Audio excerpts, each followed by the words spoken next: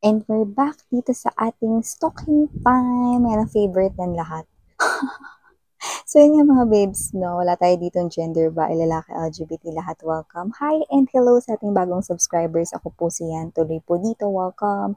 And sa ating mga returning tambayers, thank you so much sa inyong wala talagang sawang love and suporta for me. At kung hindi nyo pa knows my main channel tayo, mga mahal ang The High Priestess, kung saan meron din tayong collective readings for all signs na araw-araw din nating ina-upload updated, no? Every day. At kung hanap ninyo ay reading per zodiac sign, may every other day, may weekly, meron din monthly. Kaya ano pang wini-waitings nyo? Tara na! I-click lamang yung link dyan sa ating description box, mga babes, no? Dahil madire-direct din kayo papunta doon. So, yun nga. Umpisahan na natin itong stalking time, no? Pwede nyo isipin ang specific person on your mind ngayon. Visualize nyo ang kanyang face at iset nyo ang inyong intentions. Pwede nyo rin i-pause tong video na to, no, if you want, para mas makapag-focus kayo. At i-resume nyo na lamang kapag ready na kayo, no? At yung iba naman na kaya namang isipin ng kanila ritong person, no? Kahit ako'y dumadaldal at shuffle, then okay din yan mga babes, no? Kung saan kayo mas komportable at mas makakapag-focus, no? At para naman dun sa mga wala namang specific person pero gustong makuha ang kanilang energy, pwede rin. Lalo na kung gusto nyo rito ma-attract ang new soulmate at new love, then this segment is definitely for you. Kaya ginawa na natin tong regular dahil favorite ito ng madla. So, let's go ahead and check these messages. Wala tayong gender dito mga mahal, babae, lalaki, LGBT, lahat welcome. Pwede rin i-switch yung mga roles dahil possible talaga magkapalit-palit, magka-swap-swap, kasi general reading ito. And at the end of the day, lahat ay may free will na free yung gamitin anytime, anywhere kung gusto nyong gawing guidance or not. So, let's go ahead. Ano yung situation dito? Mangyari lamang mga babes. Okay, na ating aalamin. Thank you so much, Archangel Michael, Angel Guides, para sa palagiang presence ninyo sa aming reading. Thank you so much. Let's see. What do we have here for my collective people? May Nakshis, collective people. Nakshis, no? Mga Junakis. Mga anak ko, mga babes. Yan. So, yeah, I'm your second mom, you know. Let us see. Okay. Okay, so let us see. You do have here the energy of flirt. Extend your light-hearted energy to others. Oh, intriguing. Let's put it here. We also have here this playfulness. Oh, to recapture romance, allow your inner beautiful spirit of fun to shine. We have here attraction. You attract romantic love by enjoying this moment fully. And retreat. Romeo, take me somewhere we can be alone. It's time to disconnect from the world. Yes, yes, yes, yes. And last but not the least message we have here, unrequited love, and we have the permission to see what's next. Finances and career. There's not enough attraction or chemistry to keep this relationship going.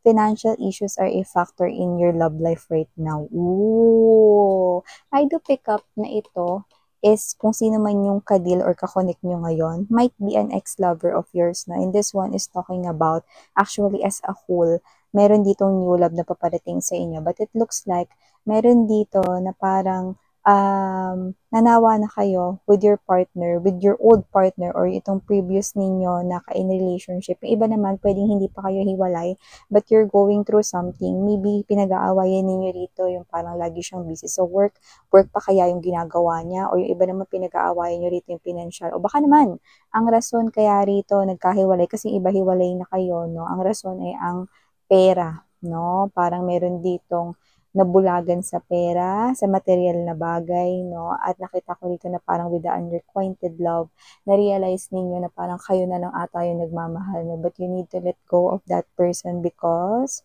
wala nang reciprocity, hindi na equal or hindi na same ang inyong love for each other. But don't worry, kahit na malapit na mag-end ang inyong connection, kung hindi pa nag-end but you are already in a zigzag motion sa inyong connection and you feel like nine-neglect or parang pinababayaan ka ng person mo no, tapos parang siya ito na parang feeling mo hindi naman talaga siya dito nag-OT, hindi naman talaga siya dito sa busy sa work, hindi kayo nagkikita because he or she is dating someone else. Actually, naamoy ko no, ang isang pabango. No, medyo matapang ito.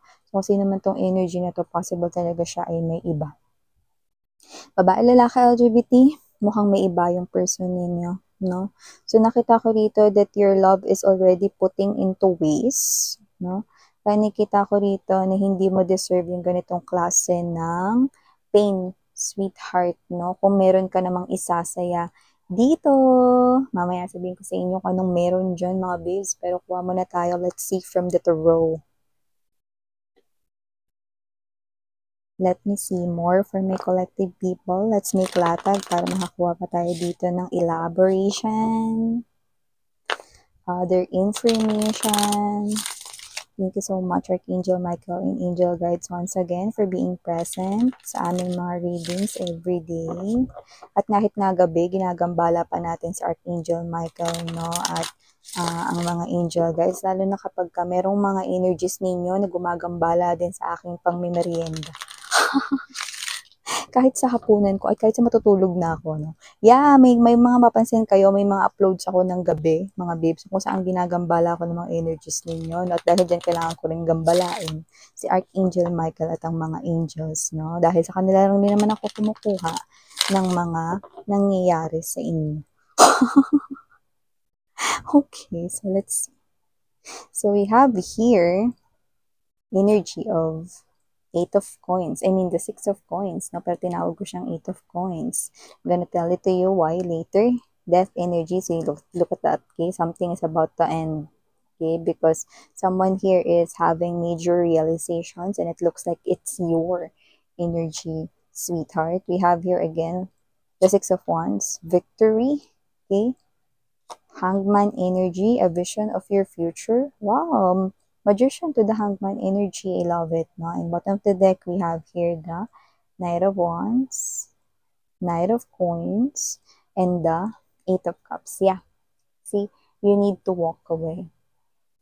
You need to walk away from someone here na hindi nagiging beneficial here for you guys. Let's put it here. Kasi nagre-reflect siya sa ating light. So, ganun din nagre-reflect. Kaya talalagay mga babes here. Here na lang. Eight of Cups. Okay. Let's put it here. So, ang ganda. Okay? Nakita ko dito na pagod na kayo magbigay with the 6 of coins energy. No? Bigay kayo ng bigay dito to the point na parang kahit kayo, kailan kaya ito matatapos, kailan kaya ito mabibigyan ng pansin ng aking person. No? So, I think this is someone here that you had just recently naka-break up or kailan lang kayo naghiwalay. Or maybe this is your previous boyfriend or girlfriend or even your ex-husband or your ex-wife, no? Yung iba naman pwedeng kadil nyo pa rin ito but you feel like na parang ikaw na lang yung nagmamahal with the unrequited love. See? Yeah, at kung sino man tong person na to, na nakita ko dito mga babes, na meron talaga siya ritong someone. Yeah. May someone else dito, na lalo na yung naamoy natin, no, na pabango is matapang, no? May energy rin yun na parang palaban rin kung sino man yung third party, no? At merong attitude. Okay? Yung attitude hindi medyo maganda. So nakikita natin dito, no, na kung sino man tong ex mo, of course, hindi niya rito, wala siya rito, I mean, karapatan to hurt you and to hurt your feelings, okay? Pero yun nga, parang hindi niya nabibigyang pansin, no? Minsan nga talaga, Minsan, actually parang ang dalas nga, eh, 'no? Parang ang dalas na parang pinababayaan niyo lang, eh, 'no, kahit may kasalanan 'to, sige, pass na 'yan, ano, palalampasin ko lang 'to, 'yan 'no. Pero yung totoo, pagod na ako, miss, 'yan. 'Yan 'no, hanggang sa tuluyan na kayong napagod 'no, with the Hermit card energy. You are this energy, Hermit. Major realization na kailangan ko ng tapusin 'to so that matapos na rin yung paghihirap ko. Ayoko namang pilitin yung isang person na mahalin ako kung ubos na ang pag-ibig 'no, at ako rin naman pagod na ako sa ganitong klase na parang palagi na lang akong feeling ko nanghihingi at namamalimos ako sa love. Lagi na lang akong waiting sa reply niya. Yeah, this person here 'no, natitiis na kayo ritong hindi replyan agad 'no. Tas 'pag nag-reply pa ang ikli, okey lang pala sinabi 'no, dagukan ko kaya 'to. Yeah, I've seen that 'no, okey lang yung sinabi niya samantalang kayo 'no, you are so sweet 'no, kahit na parang, nag-away na kayo and then this is you prepared something for him or her, like you cook food para sa kanya as baon 'no, and then this person right here 'no, china-chat or tinitext mo siya rito 'no, na kumain pa rin siya rito 'no, at huwag siya magpapalipas ng gutom, and this person here, puwedeng singin niya lang 'yun, hindi niya ni-replyan agad, tapos kung kailan hapunan na 'no, tapos wala pa siya sa inyo or hindi pa siya nakauwi sa bahay nila na whether kayo ay mag-boyfriend, girlfriend or ex-husband, ex-wife mo to LGBTQs, of course welcome din kayo 'no. Gabi ka pa ni-replyan ta's okey lang sinabi, 'di ba? So nakita ko rito na meron siyang iba rito kinakausap at yung iba 'no, na parang medyo malala na nakita ko rito na yung OT niya mga babes 'no, ay hindi OT 'no, sa bahay rito ng kaniyang kalukadings 'no, kalukadidang mistress, kabit, whatever, name it 'no, third party. Kaya kung sino man 'tong energy na 'to 'no, party-party siya with the third party na malaki yung energy na posibleng katrabaho niya yun at kung hindi niya yun katrabaho puwedeng pera yun. Eh, ano naman, 'di ba? Kung sino man 'tong energy na 'to na nakita ko rito na medyo kasi mga babes 'no, alam mo rin kasi na medyo maluho yung person mo. Materialistic siya pero ang mas nababagay na word 'no, I just heard it right now, ambisyoso. Ambisyosa siya 'no, pero wala sa lugar. Alam mo ibig sabihin ng wala sa lugar? 'Pag mataas ang ambisyon mo, mahal, anong kailangan mong gawin? Magsipag, magtrabaho, magbanat ng buto, gawin ang buong mong makakaya, mag-effort ka para maibigay mo sa sarili mo ang iyong ritong mga luho, 'di ba? Ang sarap sa feeling kapag ikaw ang nakakabili ng mga gamit na gusto mong bilhin 'no, lalo na kung maluho ka, dapat hindi ka tamad. At ang person mo ay walang iba kundi gano'n. Noon pa man 'no, ganyan na pinagsabihan mo na 'yan dati. "Wag ka munang bumili niyan, Han, kasi kailangan eto muna yung unahin nating gastusin 'no." Yung iba nakakaloka, inuuna yung bisyo nila 'no. Ito nga puwedeng material na bagay 'no, pero yung iba puwedeng yung bisyo talaga nila 'no.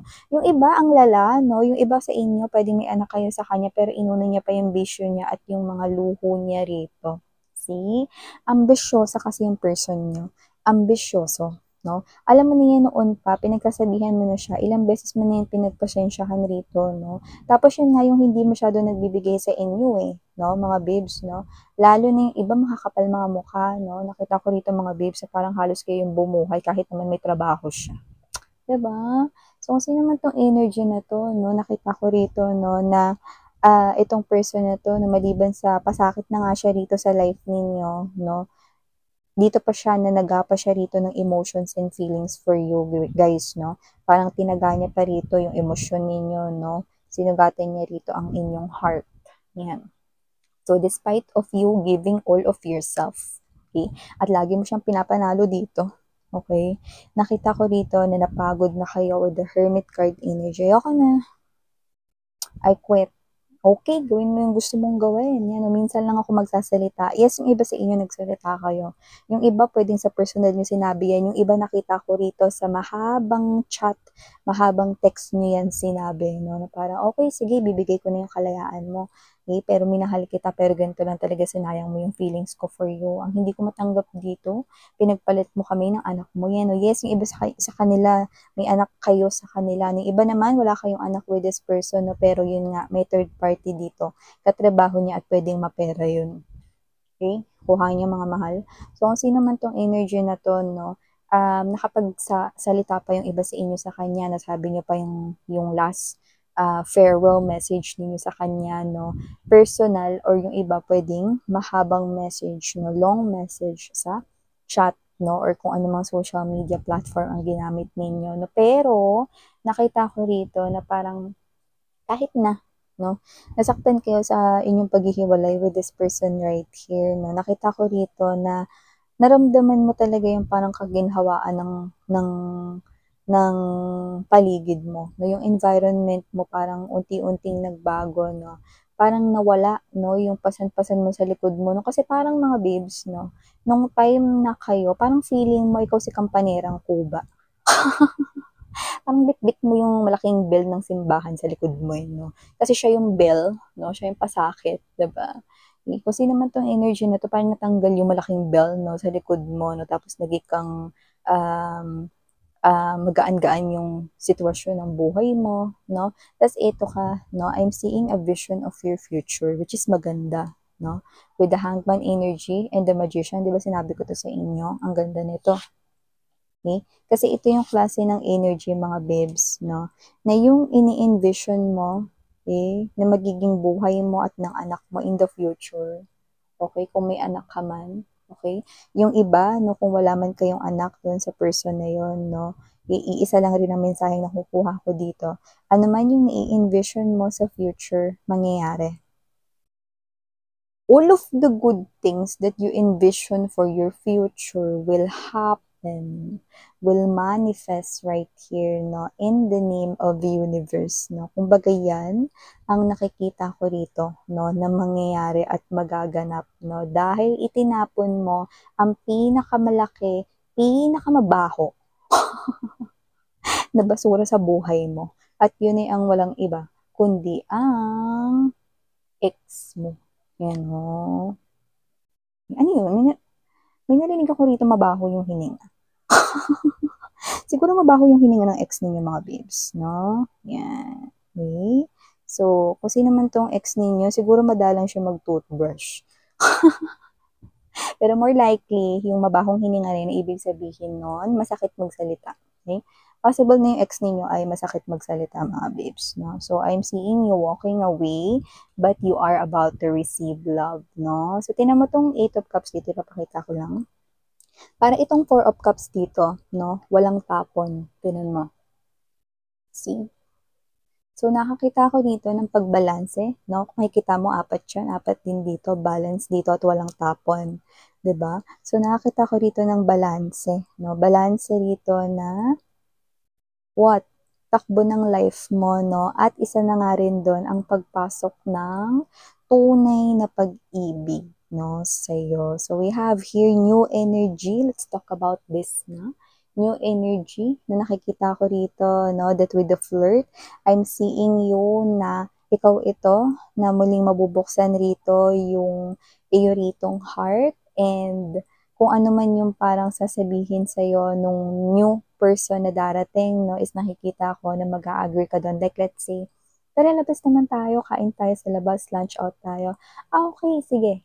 No? Nakikita ko rito yung gano'n, no? May pagsang-ayon, no? So, nakikita ko rin dito that you will also reciprocate whatever it is, no, na nasasabihin niya sa'yo, no? So, may ganong klase ng energy. And at the same time, playfulness right here, no?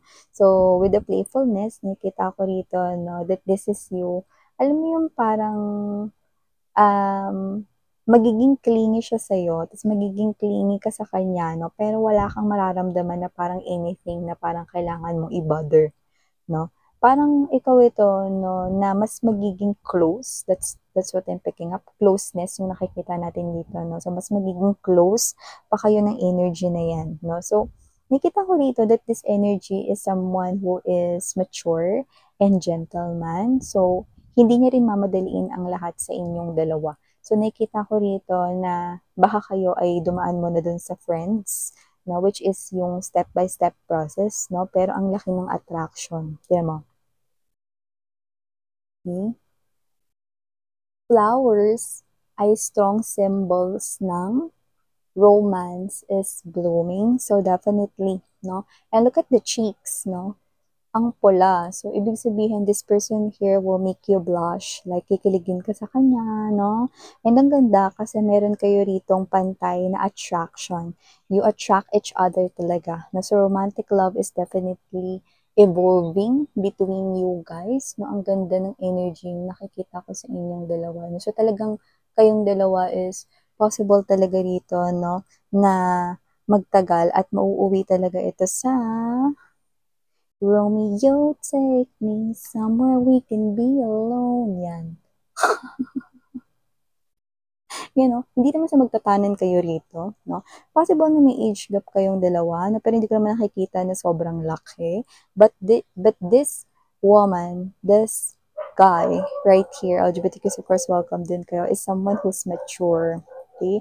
Regardless of the age, no? It's time to disconnect from the world. Meaning to say, pagkasama mo siya, makakalimutan mo lahat, lalo na yung problema, no? So, also the pain of the past, no? Na dinulot ng iyo ritong walang kwentang ex ay maglalaho rin, no? Yeah. So, with the retreat, I'm seeing you, no? Na mahahanap ba rin dito ang the one for you guys, no? Yung pakakasalan ka talaga. Yung iba, no? I hate to say this, pero may nakita ko ngayon lang, no? Na posibleng pinaasa kayo ng person ninyo, no? Nabibigyan niya kayo ng kasal, no? Pero wala, no? Hindi siya nag-effort para dun. Yan, no? Parang pag binabanggit nyo, yun sa kanya, galit pa siya. Okay? Hayaan nyo na yung mukong na yun kasi meron dito magbibigay ng kasal, no? Sa inyo. Someone na nakikita ko rito, mas magiging maligaya kayo. Mas nakikita ko kayong mas tatawa, mas ngingiti, no? Mas magiging masaya. Oh, I love to see you wear that wedding gown or that suit and tie, okay? Suit and ribbon. Para sa guys, no? So, I'm seeing you with the right person and I can't wait na ma-receive mo yung ganitong klase ng love because you deserve this. Oh, so yeah, ito yung mga messages right here for the initials. Wala mga bibs. But it's okay. I'm seeing right here, no, number very strong. Number 9 could be your birth date, could be this person's birth date, or baka naman ang maging day ng inyong wedding day, or baka inyong anniversary, whatever, no? Or this number 9 is in general, wish fulfilled, katuparan rito ng mga wishes mo. No? Binanggit ko yung balance dito, no? Hindi lamang sa love, kundi you will also attract here the balance in terms of money, your financial right here. And for some reason, there's also good news inside your home coming in. So yeah, again, I'm Yuriana on Nisang Heal, Love in Light. And